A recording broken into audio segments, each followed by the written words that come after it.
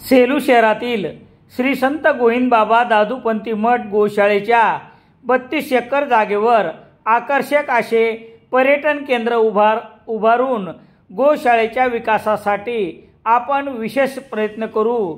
तसेच पंतप्रधान श्री नरेंद्र मोदी यांच्या अमृत महोत्सवी जन्मदिनानिमित्त विशेष कार्यक्रमाचे आयोजन करण्यात येईल असे आश्वासन सेलू जिंतूर विधानसभा मतदारसंघाच्या भाजपाच्या आमदार मेघनाताई साकोरे बोर्डीकर यांनी बुधवार 11 डिसेंबर रोजी येथील दादूपंथी मठ गोशाळेच्या गोसेवा आयोगाच्या वतीने मंजूर करण्यात आलेल्या गोशाळेच्या टीनशेड उभारणीच्या कामाच्या भूमिपूजन प्रसंगी केले।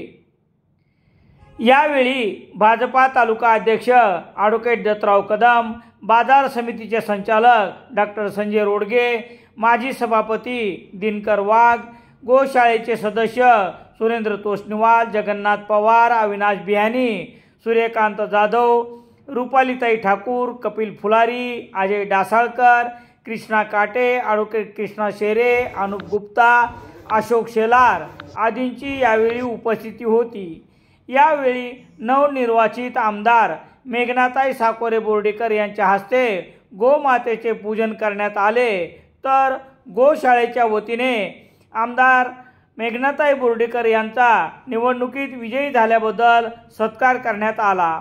कार्यक्रमाचे सूत्रसंचालन शिवनारायण मालानी यांनी केले।